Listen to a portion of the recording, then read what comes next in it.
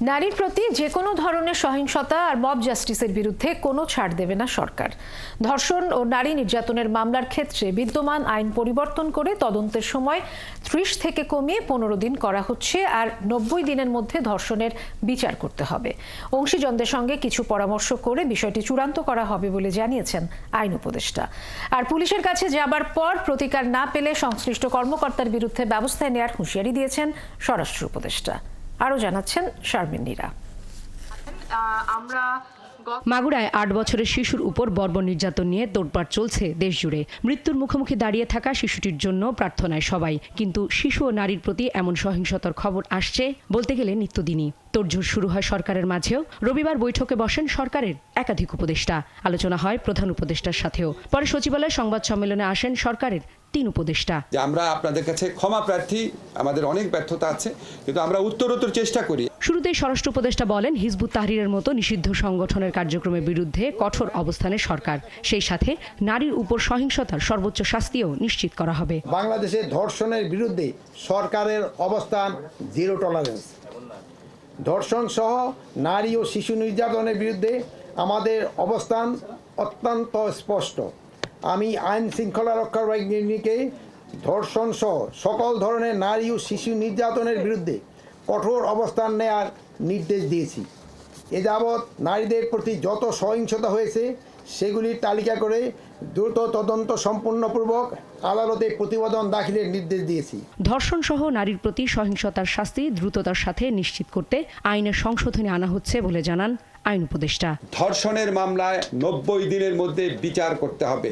ধর্ষণের মামলা 15 দিনের মধ্যে তদন্ত কাজ শেষ করতে হবে, এবং ধর্ষণের মামলা যদি 90 দিনের মধ্যে বিচার সম্পন্ন নাও হয়, এই অজুহাতে কাউকে জামিন দেওয়া যাবে না। এখন থেকে মব জাস্টিসের বিরুদ্ধে সরকারের জিরো টলারেন্স অবস্থানের কথাও নিশ্চিত করেন তথ্য উপদেষ্টা।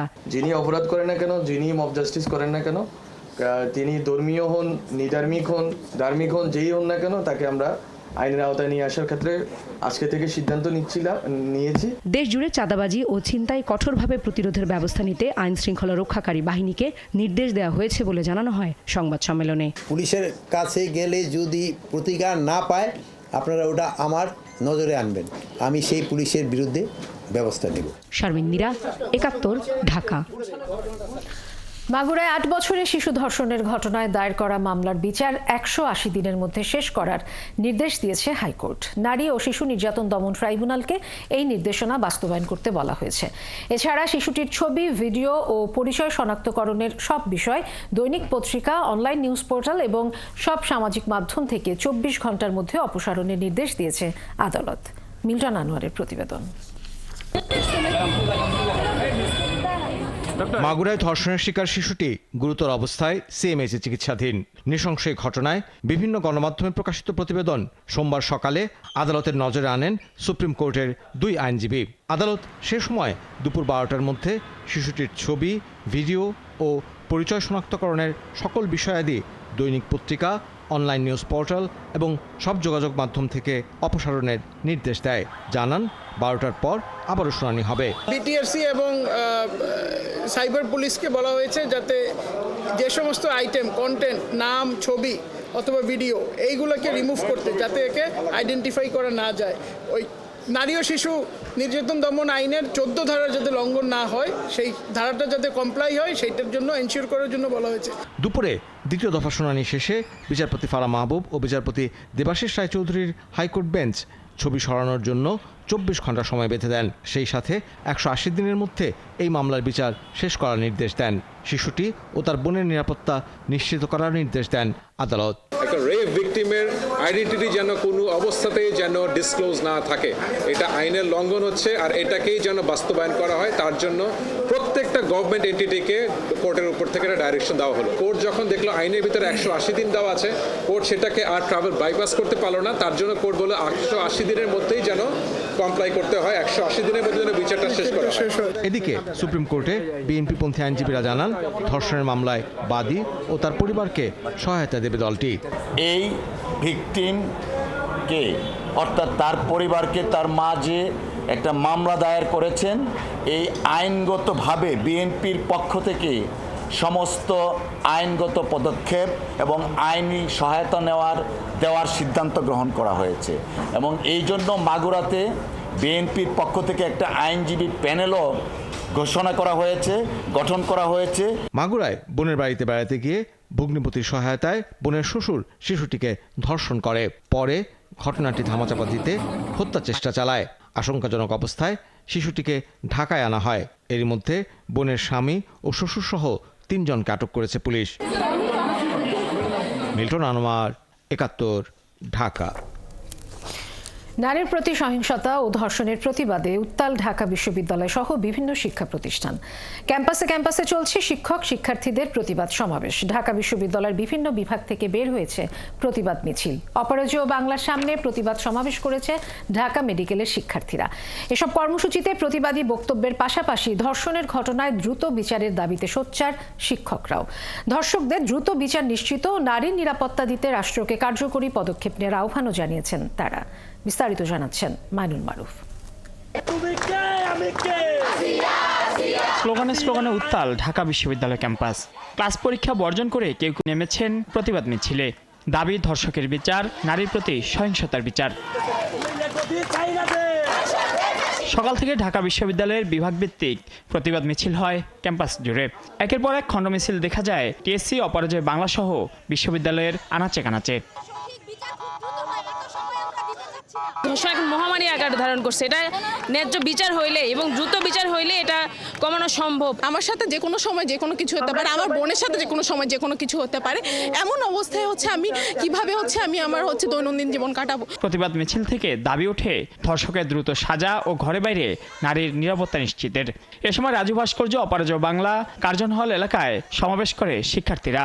ধর্ষকদের নামে হয়তো মামলা হয় না, মামলা হওয়ার পরেও কয়েকদিন পর তাদের আমরা জামিন দেখি। ধর্ষকদের একমাত্র শাস্তি হতে পারে তাদেরকে মৃত্যুদণ্ড দেয়া হোক। একদম ইনস্ট্যান্ট ফাঁসি। ধর্ষকদের কোনো ফাঁসির জন্য কোনো ওয়েট করতে হবে না। তারা যদি দোষী সাব্যস্ত হয় তাহলে তাদেরকে সঙ্গে সঙ্গে ফাঁসি দিতে হবে। এদিন সকালে অপরাজয় বাংলার সামনে বিশ্ববিদ্যালয় শিক্ষক নেটওয়ার্কের ব্যানারে প্রতিবাদ সমাবেশে যোগ দেন বিশ্ববিদ্যালয়ের শিক্ষক শিক্ষার্থীরা। শিক্ষা প্রতিষ্ঠানের শিক্ষক ও শিক্ষার্থীদের সমন্বয়ে স্বাধীন যৌন নিপীড়ন বিরোধী সেল গঠন সহ 9 দফা দাবি তুলে ধরেন তারা। ধর্ষণের ঘটনার বিচারের জন্য আলাদা ট্রাইব্যুনাল গঠন করতে হবে।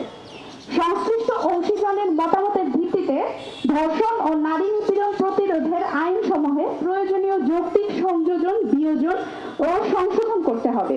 এই পুরুষতন্ত্র ভাঙ্গাও একটা জরুরি বিষয় হয়ে দাঁড়াচ্ছে। তাছাড়া আমরা ধর্ষণ বলেন কিংবা নারী নির্যাতন সেটা আমরা বেরোইতে পারবো না আর কি। অন্যদিকে নারী নিপীড়নের বিরুদ্ধে জিরো টলারেন্স সহ 4 দফা দাবি তুলে ধরেন শিক্ষকরা। বিশ্ববিদ্যালয় ক্যাম্পাসগুলোতে নারী চলাচল এবং তার স্বাধীন বিচরণের ক্ষেত্রে যে নৈতিক পুলিশগিরি এবং কন্ট্রোল বা নিয়ন্ত্রণ চালু করা হচ্ছে তার বিরুদ্ধে অবস্থান পরিষ্কার করতে হবে। গণ অভ্যুত্থানের পরে যে সরকার এসেছে তাদের যে দায়িত্বগুলো তাদের পালন করার কথা ছিল সেই দায়িত্বগুলো তারা ঠিক মতো পালন করতে সক্ষম হচ্ছে না। তাদের দুর্বলতা প্রতিদিনই প্রকটভাবে প্রকাশিত হচ্ছে। নারীর উপরে নির্যাতন, অন্যান্য লিঙ্গের উপরে নির্যাতন, দুর্বলের উপরে নির্যাতন, এগুলি রুখে দাঁড়ালে ঠেকানো যায়। আমরা তো অসম্ভব সম্ভব করে দেখাইনি 5 আগস্ট। তাহলে আবার কেন আমরা এগুলি এই সোসাইটিতে ঘটতে দেখছি? এটা আমাদেরকে বন্ধ করতে হবে একসাথে রুখে দাঁড়িয়ে। এদিকে ঢাকা বিশ্ববিদ্যালয় ছাড়াও বুয়েট ও অন্যান্য বেশ কয়েকটি শিক্ষা প্রতিষ্ঠানে ধর্ষণের প্রতিবাদে বিক্ষোভ ও মানববন্ধন করেছেন শিক্ষার্থীরা। মাইনুল মারুফ, ৭১, ঢাকা। ধর্ষকের সর্বোচ্চ শাস্তির দাবি এবং নারীর প্রতি সহিংসতার প্রতিবাদে সারা দেশে বিক্ষোভ মিছিল ও সমাবেশ করেছে বৈষম্য বিরোধী ছাত্র আন্দোলনের শিক্ষার্থী সহ সাধারণ জনগণ। রবিবার সকাল থেকে বিকেল পর্যন্ত এই কর্মসূচি করা হয়। এ সময় বিক্ষোভকারীরা ধর্ষণের ঘটনায় সর্বোচ্চ বিচার নিশ্চিতের দাবি জানান। সহকর্মীদের তথ্য ও ছবিতে প্রতিবেদন। শিশু আসিয়াকে ধর্ষণের ঘটনায় জড়িতদের বিচারের দাবিতে বিক্ষোভে উত্তাল মাগুরা। সকালে বৈষম্য বিরোধী শিক্ষার্থীরা চিফ জুডিশিয়াল ম্যাজিস্ট্রেট আদালতের গেট ঘেরাও করে বিচার দাবি করে।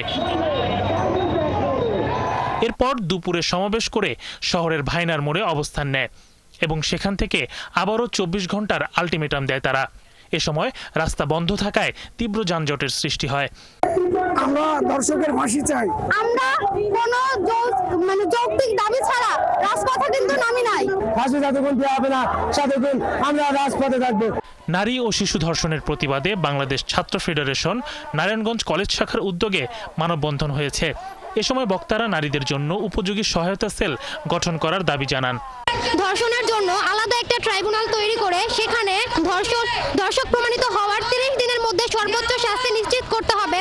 শাস্তি নিশ্চিত করা ছাড়া বিচারিক প্রক্রিয়ার কোনো অগ্রসরতা আছে বলে আমরা মনে করি না। ধর্ষণের প্রতিবাদ ও ধর্ষকদের সর্বোচ্চ শাস্তির দাবিতে জামালপুরে মানববন্ধন করেছেন ব্যবসায়ীরা। এ সময় মানবাধিকার কর্মী ও ব্যবসায়ীরা শিশু আসিয়ার ধর্ষণকারীদের প্রকাশ্যে মৃত্যুদণ্ড কার্যকরের দাবি জানান। ময়মনসিংহের শহীদ ফিরোজ জাহাঙ্গীর চত্বরে মানববন্ধন সহ সমাবেশ করেছেন মহিলা পরিষদ ময়মনসিংহ শাখার নেতাকর্মীরা। এ সময় অবিলম্বে নারীর উপর পাশবিকতা বন্ধ করতে সরকারের প্রতি দাবি জানানো হয়। নারীর প্রতি সহিংসতা ও ধর্ষকের সর্বোচ্চ শাস্তি কার্যকর করা ও নিরাপত্তা নিশ্চিতের দাবিতে প্রতিবাদ সমাবেশ করেছেন চট্টগ্রাম বিশ্ববিদ্যালয়ের শিক্ষক ও শিক্ষার্থীরা। বিশ্ববিদ্যালয়ের শহীদ মিনার প্রাঙ্গণে এই প্রতিবাদ সমাবেশ অনুষ্ঠিত হয়। এ সময় সারা দেশে ধর্ষণ ও নারীদের হেনস্থা বাড়ায় ক্ষোভ প্রকাশ করেন শিক্ষক শিক্ষার্থীরা। পাশাপাশি ধর্ষক ও নিপীড়নকারীদের কঠিন শাস্তির আওতায় আনার দাবি জানান। আমি মনে করি একজন ধর্ষকের সর্বোচ্চ শাস্তি হওয়া উচিত, আর সেটা হচ্ছে মৃত্যুদণ্ড। দেশের বিভিন্ন স্থানে ধর্ষণের ঘটনার প্রতিবাদে বিক্ষোভ মিছিল করেছে সিলেটের শাহজালাল বিজ্ঞান প্রযুক্তি বিশ্ববিদ্যালয়ের শিক্ষার্থীরা। এ সময় আসিয়া সহ সারা দেশে সংঘটিত ধর্ষণের ঘটনায় জড়িতদের গ্রেপ্তার ও দৃষ্টান্তমূলক শাস্তির দাবি জানান তারা। আমরা বাংলাদেশে ঘটে যাওয়া এই সমস্ত আসিয়া সহ সমস্ত নারী নির্যাতন এবং ধর্ষণ কাণ্ডের প্রতিবাদে এবং এটার সুষ্ঠু আইনি রাষ্ট্রীয় আইনের মোতাবেক আমরা এটার বিচার দাবি করছি। এইরকম একটা ব্যর্থ স্বরাষ্ট্র উপদেষ্টাকে পদত্যাগ করতে হবে এবং আমরা বলছি অবিলম্বে যারা যারা ধর্ষণ কাণ্ড ঘটিয়েছে তাদের প্রত্যেককে আইনের আওতায় নিয়ে আসতে হবে। সারা দেশে অব্যাহত নারী সহিংসতা, খুন, ধর্ষণ ও নিপীড়নের প্রতিবাদে কুমিল্লায় বিক্ষোভ করেছেন শিক্ষার্থীরা। পরে প্রতিবাদী ব্যানার ফেস্টুন নিয়ে পদযাত্রা করেন কয়েকশো শিক্ষার্থী। শরীফ আজাদ প্রীতম, ৭১। দর্শক, ধর্ষণের প্রতিবাদে ঢাকা বিশ্ববিদ্যালয়ে এই মুহূর্তে মশাল মিছিল চলছে। সেখানে আছেন আমাদের সহকর্মী ইশতিয়াক ইমন। আমরা সরাসরি চলে যাচ্ছি সেখানে।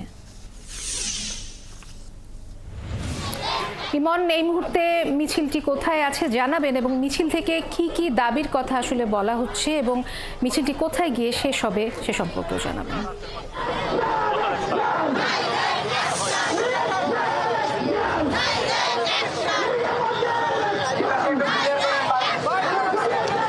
ধন্যবাদ। আসলে মিছিলটি কিছুক্ষণ আগেই ঢাকা বিশ্ববিদ্যালয়ের রাজু ভাস্কর্যের পাদদেশ থেকে শুরু করে ঢাকা বিশ্ববিদ্যালয়ের যে হল পাড়া রয়েছে সেটি ঘুরে শাহবাগ হয়ে আবার রাজু ভাস্কর্যে এসে দাঁড়িয়েছে এবং এখানে তারা বিক্ষোভ সমাবেশ করছেন। অর্থাৎ গতকাল রাতে আমরা যেরকম পরিস্থিতি দেখেছি ঢাকা বিশ্ববিদ্যালয় কিন্তু আজও সেরকমই উত্তাল রয়েছে এবং যারা মশাল মিছিল করেছেন তার আগেই তারা কথা বলেছেন। সেখানে তারা পরিষ্কার করে জানিয়েছেন যে ৮ বছরের শিশু ধর্ষণ থেকে শুরু করে যে ধর্ষণের ঘটনাগুলো ঘটছে ক্রমান্বয়ে সেগুলো আসলে সমাজের জন্য একটি মহামারী আকারে চলে যাচ্ছে এবং এটি যদি ঠেকানোর জন্য সরকার পদক্ষেপ না নেয় তাহলে তারা বড় ধরনের কর্মসূচিতে যাবেন। এরই মধ্যে ঢাকা বিশ্ববিদ্যালয়ের বিভিন্ন বিভাগের শিক্ষার্থীরা এখানে এসেছেন। তারা বলছেন যে ধর্ষণের বিচার যদি খুব দ্রুত সময়ের মধ্যে না হয় তাহলে তারা ক্লাস পরীক্ষা বর্জনের ডাক এরই মধ্যে তারা দিয়েছেন। অর্থাৎ দ্রুত সময়ের মধ্যে যতদিনে তারা এই বিচার না পাবেন ততদিন পর্যন্ত ক্লাস পরীক্ষা বর্জনের ডাক তারা এরই মধ্যে দিয়েছেন। আপনি দেখতে পাচ্ছেন নিশ্চয়ই যে এখানে যারা আছেন শিক্ষার্থীরা তারা কিন্তু এখানে আমরা একটু তাদের সাথে একটু কথা বলতে চাই। আপনারা কি ধরনের কর্মসূচিতে এখানে আছেন? আমরা তারা কিছুক্ষণের মধ্যে কর্মসূচি দেবেন, যে কারণে এখন আসলে কথা বলতে চান না যে কি ধরনের কর্মসূচি দেবেন। তবে তারা বলছেন যে তারা লাগাতার এই কর্মসূচিতে থাকবেন, কারণ দেশ জুড়ে নারীর প্রতি যে সহিংসতা নির্যাতনের ঘটনা ঘটছে সেটি আসলে তারা নিরাপত্তাহীনতায় ভুগছেন এবং তারা যে পরিস্থিতি এখন তৈরি হয়েছে সেই পরিস্থিতিতে নিজেদেরকে আসলে নিরাপদ বোধ করছেন না। এবং বড় একটি মশাল মিছিল আমরা দেখেছি, অর্থাৎ রাজু ভাস্কর্য থেকে শুরু করে একেবারেই হলপাড়ায় যখন গিয়েছে মোদি ক্যান্টিন হয়ে এই মশাল মিছিলটি যখন এসেছে তখন বেশিরভাগই ঢাকা বিশ্ববিদ্যালয়ের বিভিন্ন বিভাগের শিক্ষার্থীরা রয়েছে। নারী শিক্ষার্থীদের সংখ্যা এখানে বেশি রয়েছে এবং গতকালও আমরা দেখেছি ঢাকা বিশ্ববিদ্যালয়ের অনেক শিক্ষক এই আন্দোলনের সাথে, অর্থাৎ এই যে ধর্ষণ বিরোধী মঞ্চ, সেই মঞ্চ থেকে বিভিন্ন প্রতিবাদ তারা জানিয়েছেন এবং এখনো অনেকেই আছেন যারা বিভিন্নভাবে এখানে কথা বলছেন এবং ধর্ষণের বিরুদ্ধে সরকারের যে একটি শক্ত অবস্থান প্রয়োজন সেই অবস্থানটির কথাও তারা বলছেন যে সেটিতে তারা অনেক ধরনের দুর্বলতা খুঁজে পেয়েছেন। আইন শৃঙ্খলা বাহিনী যে ধরনের ব্যবস্থা নেওয়া প্রয়োজন সেই ব্যবস্থাগুলো হচ্ছে না এবং দ্রুত সময়ের কথা বলা হয়েছে। যেহেতু আজ হাইকোর্ট একটি রায়ের কথা বলেছে এবং 180 দিনের ভেতরে এই যে 8 বছরের শিশু ধর্ষণের বিষয়ে যে আদেশ দেওয়া হয়েছে অর্থাৎ 180 দিনের মধ্যে এই বিচার শেষ করতে হবে এরকম যখন কথা বলা হয়েছে তারপর থেকে তারা বলছেন যে আরও দ্রুত সময়ের মধ্যে আসলে এটি করা সম্ভব, যেহেতু প্রমাণ রয়েছে এই দীর্ঘ সময়টিতে তারা কেন সময়ক্ষেপণ করা হবে সেটি নিয়েই তারা এক ধরনের ক্ষোভ প্রকাশ তারা করছেন। জি ইমন, আপনি আছেন সেখানে, আমরা নিশ্চয়ই মিছিলের সবশেষ খবর জানতে আবারও আপনার কাছে ফিরব। দর্শক, ধর্ষণের প্রতিবাদে ঢাকা বিশ্ববিদ্যালয়ের শিক্ষার্থীরা এই মুহূর্তে মিছিল করছে, সেখানে ছিলেন আমাদের সহকর্মী ইশতিয়াক ইমন, জানছিলাম তার কাছ থেকে। ধর্ষকদের সর্বোচ্চ শাস্তি নিশ্চিতের পাশাপাশি তাদেরকে সামাজিকভাবে বয়কটের আহ্বান জানিয়েছেন জামায়াতে ইসলামীর আমির ডাক্তার শফিকুর রহমান। সেই সঙ্গে মাগুরার শিশু ধর্ষণের ঘটনাকে মানবাধিকারের উপর ছুরিকাঘাত হিসেবে উল্লেখ করেছেন তিনি। আর ধর্ষণ বিরোধী এক কর্মসূচিতে অংশ নিয়ে ছাত্র শিবিরের কেন্দ্রীয় সেক্রেটারি বলেছেন, জাতীয় ঐক্য তৈরি না হওয়ায় ধর্ষণের মতো অপরাধ বাড়ছে। আরও জানাচ্ছেন শাহিদুজ্জামান সাকিব।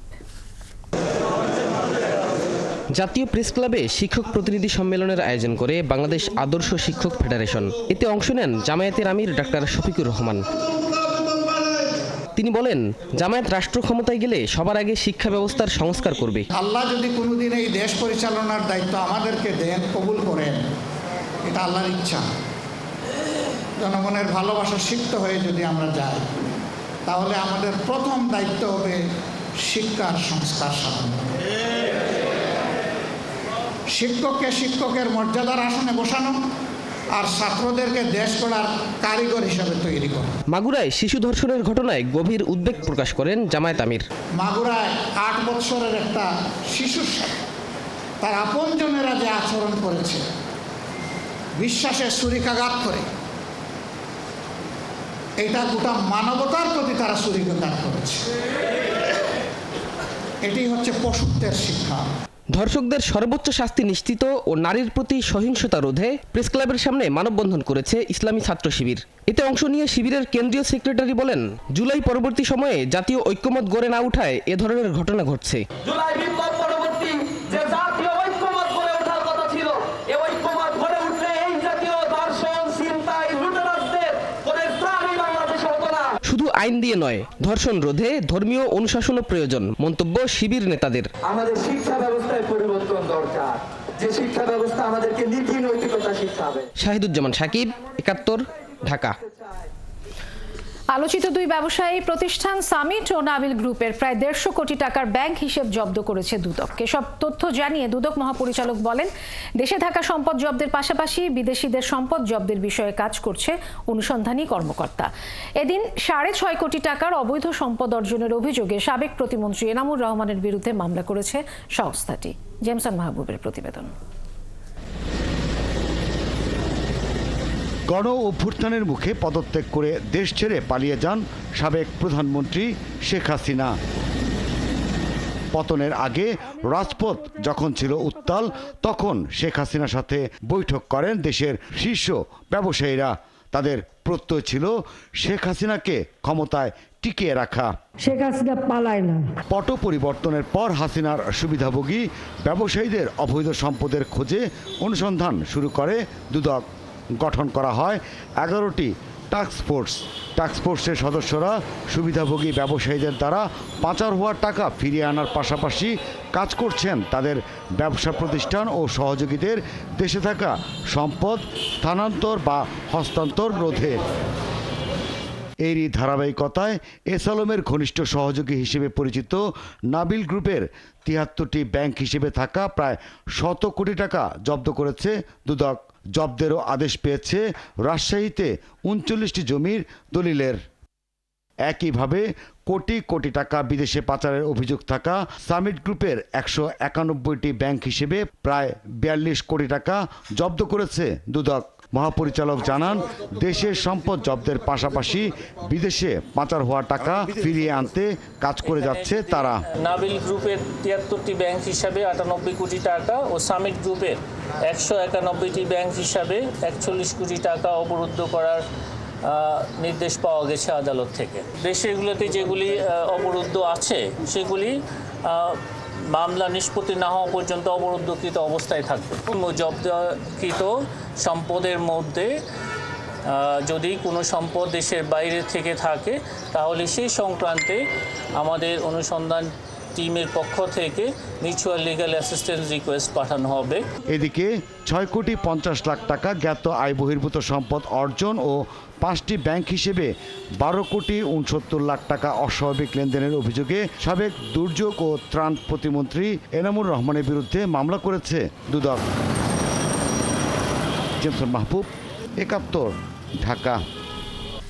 জনরোষ থেকে পালিয়ে ভারতে বসে প্রতিনিয়ত দেশে নানা রকম অস্থিরতা সৃষ্টি করতে শেখ হাসিনা উঠে পড়ে লেগেছে বলে মন্তব্য করেছেন বিএনপির স্থায়ী কমিটির সদস্য মেজর হাফিজ।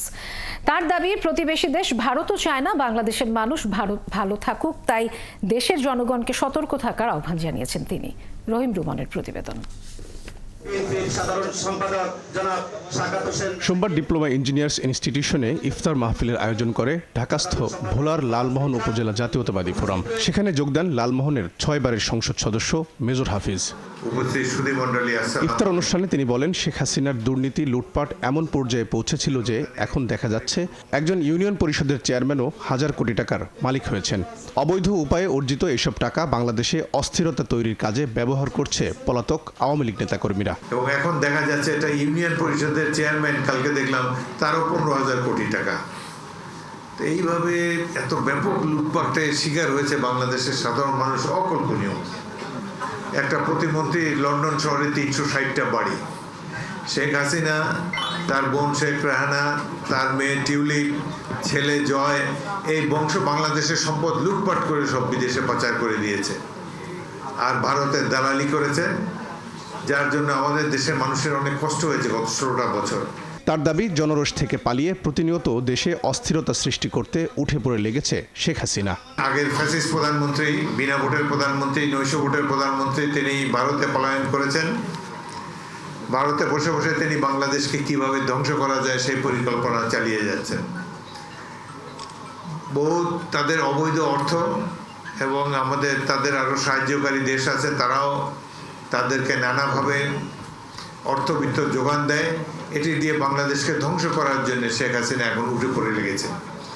আমাদের দেশ শান্তিতে থাকুক, আমাদের প্রতিবেশী কখনোই চায় না। এদিকে ডক্টরস অ্যাসোসিয়েশন অব বাংলাদেশ ড্যাবের ইফতারে অংশ নিয়ে বিএনপির ভাইস চেয়ারম্যান বরকতুল্লাহ বুলু দেশে গণতান্ত্রিক পরিবেশ ফিরিয়ে আনতে যত দ্রুত সম্ভব নির্বাচনের দাবি জানান। আপনিও বিচারপতি সত্তারের মতো অতি দ্রুত একটি নির্বাচনের রোডম্যাপ দিয়ে বাংলাদেশকে একটি গণতান্ত্রিক রাষ্ট্রে পরিণত করার সুযোগ করে দেবেন। দেশে যে আইন শৃঙ্খলার যে অস্থিরতা, যে মব জাস্টিসের নামে মানুষের উপর অত্যাচার, বাড়িঘর লুট চলছে, দ্রব্যমূল্যের ঊর্ধ্বগতি। তিনি বলেন, অন্তর্বর্তী সরকার প্রধান ডক্টর মোহাম্মদ ইউনূসের উপর মানুষের যে ভরসা রয়েছে, সাম্প্রতিক আইন শৃঙ্খলা পরিস্থিতির অবনতিতে তা যেন মলিন না হয় সেদিকে দৃষ্টি রাখার আহ্বান জানান তিনি। 5 কোটি টাকার গাড়িতে চলেন, যে 1000 টাকার 500 টাকার শার্ট পরতেন, সেই ব্যক্তিটি এখন 50,000 টাকার শার্ট পরেন। রহিম রুমন, ৭১, ঢাকা। ঈদকে ঘিরে সড়ক মহাসড়কে চাঁদাবাজি বন্ধে আইন শৃঙ্খলা বাহিনীকে কঠোর নির্দেশনা দেওয়া হয়েছে বলে জানালেন উপদেষ্টা ফাউজুল কবির খান। এছাড়া সড়কে মৃত্যুর মিছিল থামাতে সংশ্লিষ্ট দপ্তরগুলোকে ব্যাপক পদক্ষেপ নিয়েছেন বলেও জানান তিনি। রেলপথে ঈদযাত্রা বিঘ্নিত করতে বাড়তি 5 জোড়া বিশেষ ট্রেন পরিচালনার সিদ্ধান্ত নেওয়া হয়েছে বলেও জানান উপদেষ্টা। আরও জানাচ্ছেন সাজিদ সরকার। এবারের ঈদযাত্রায় ঘরমুখ মানুষের আসা যাওয়া নিরাপদ করতে উদ্যোগ নিয়েছে সংশ্লিষ্ট বিভিন্ন মন্ত্রণালয়। রবিবার বিকেলে বিদ্যুৎ ভবনে বৈঠকে অংশ নেয় সড়ক, সেতুসহ বিভিন্ন মন্ত্রণালয় ও আইনশৃঙ্খলা বাহিনীর ঊর্ধ্বতন কর্মকর্তারা। বিগত বছরগুলোর অভিজ্ঞতা কাজে লাগিয়ে জননিরাপত্তা বিভাগ সারা দেশের মহাসড়কে 155টি হটস্পট নির্ধারণ করা হয়েছে। সেসব স্থানে ঈদের আগে ও পরে মনিটরিং জোরদার করবে সংশ্লিষ্ট বিভাগ। মালিক শ্রমিক সংগঠনের পক্ষ থেকে কঠোর নির্দেশনা দেওয়া আছে। আপনারা যদি কোনো বিষয়ে পুলিশকে বলা হয়েছে, সংশ্লিষ্ট আইন প্রয়োগকারী সংস্থাকে সরাসরি আমরা লিখিত সিদ্ধান্ত দিয়েছি। আমাদের কাছে যদি কোনো ইনফরমেশন আছে তাৎক্ষণিকভাবে আমরা সাংগঠনিক ব্যবস্থা করব। সকল বিভাগীয় কমিশনার এবং ডিসিকে এসপিকে বলা হয়েছে তাদের নিজ অধিক্ষেত্রে তারা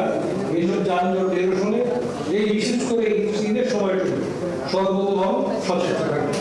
সড়কপথে দুর্ভোগ এড়াতে 15 রমজানের আগেই সংস্কার কাজ শেষ করা হবে। মহাসড়কের পাশে কোনো হাটবাজার না বসার নির্দেশও দেন উপদেষ্টা। টিকিট যাতে কালাবাজারি না হয় সেজন্য আমরা ওই যে মালিক পক্ষ ওরা আমাদের আশ্বস্ত করছেন। আর এইবার আমরা আশা করতেছি যে এই যানজট হয়তো একটু কম হবে, এই কারণে ছুটিটা বড়, ঈদের ছুটিটা বড় সময় ধরে, সুতরাং যারা বাড়ি যাবেন তারা মানে একটু সিদ্ধান্ত নিয়ে যেতে পারবেন, একদিন আগে পরে করে দিতে হবে, ফিরে আসার সময় একই ব্যবস্থা হবে। রেলপথে ঈদযাত্রার টিকিট বিক্রি শুরু হবে 14 মার্চ থেকে, আর ফিরতি যাত্রার টিকিট বিক্রি হবে 24 মার্চ থেকে। ট্রেনের জন্য আমরা 10টা বিশেষ ট্রেন আমরা চালু করতে 5 জোড়া, আর হচ্ছে যে এখন আর অফ ডে থাকবে না, প্রত্যেক দিনই ট্রেন যাতায়াত করবে। আর হচ্ছে যে অতিরিক্ত কোচ সংযোজন করা হয়েছে, যাত্রী সংখ্যা যেহেতু বাড়বে সেই জন্য 44টা অতিরিক্ত কোচ সংযোজন করা হচ্ছে। এবারও আন্তনগর ট্রেনের শতভাগ টিকিট অনলাইনে বিক্রির সিদ্ধান্ত নেওয়া হয়। একই সাথে কালোবাজারি বন্ধে টার্মিনালে থাকবে মনিটরিং টিম। সাজিদ সরকার, 71, ঢাকা। সিরিয়ায় শান্তি ও জাতীয় ঐক্যের আহ্বান জানিয়েছেন দেশটির নেতা ও অন্তর্বর্তী প্রেসিডেন্ট আহমেদ আল শারা। রবিবার এক ভিডিও বার্তায় তিনি এই আহ্বান জানান। দামেস্কের মাজা শহরের মসজিদে এক বক্তব্যে প্রেসিডেন্ট আল শারা সিরিয়ার বর্তমানে যা ঘটছে তাকে প্রত্যাশিত চ্যালেঞ্জ বলে অভিহিত করে বলেন, সিরিয়ার দেশ হিসেবে টিকে থাকার সব বৈশিষ্ট্য রয়েছে। ব্রিটেন ভিত্তিক যুদ্ধ পর্যবেক্ষণকারী সংগঠন Syrian observatory for human rights বলেছে, সিরিয়ার উপকূলে অঞ্চলে 2 দিনের লড়াইয়ে হাজারো মানুষ নিহত হয়েছে। সংগঠনটির তথ্য অনুযায়ী নিহত ব্যক্তিদের মধ্যে 745 জনই বেসামরিক নাগরিক। এছাড়া 125 জন সরকারি নিরাপত্তা বাহিনীর সদস্য ও 148 আসাদের অনুগত যোদ্ধা। হতাহতদের মধ্যে সংখ্যালঘু আলাউই সম্প্রদায়ের নারী ও শিশুরাও রয়েছে। বাশারের অনুগত সশস্ত্র যোদ্ধারা দেশটির নিরাপত্তা বাহিনীর সদস্যদের ওপর আকস্মিক হামলা চালায়, এতে প্রাণহানির ঘটনা ঘটে।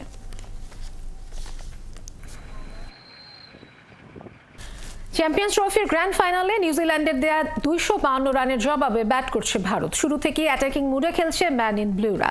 প্রথম পাওয়ার প্লেতে বিনা উইকেটে 64 রান তোলে রোহিত শর্মা। শুভমান গিল 5, 4 ও 3 ছক্কায় 41 বলে 50 দেখা পান ভারতীয় ক্যাপ্টেন। 105 রানে ভাঙে ভারতের ওপেনিং জুটি। 31 রানে শুভমানকে ফেরান মিচেল স্যান্টানার। ফাইনাল ম্যাচটা স্মরণীয় করে রাখতে পারেননি কোহলি। 1 রানে প্যাভিলিয়নে ফেরেন ভারতীয় সুপারস্টার। দুবাইয়ের টস জিতে শুরুতে ব্যাট করার সিদ্ধান্ত নেয় কিউইরা। ব্ল্যাক ক্যাপদের 57 রানের ওপেনিং জুটি ভাঙেন বরুণ চক্রবর্তী। দলীয় 69 রানে কুলদীপের গুগলিতে উইকেট হারান রাচিন রবীন্দ্র। সুবিধা করতে পারেননি কেইন উইলিয়ামসনও। খেলেন 14 বলে 11 রানের ইনিংস। ব্যাটিং বিপর্যয়ের দিনে 14 রান করেন টম ল্যাথন। শেষ পর্যন্ত ড্যারেল মিচেলের 63 ও মিচেল ব্রেসওয়েলের অপরাজিত 53 রানে ভর করে নির্ধারিত ওভার শেষে 7 উইকেটে 251 রান তোলে নিউজিল্যান্ড।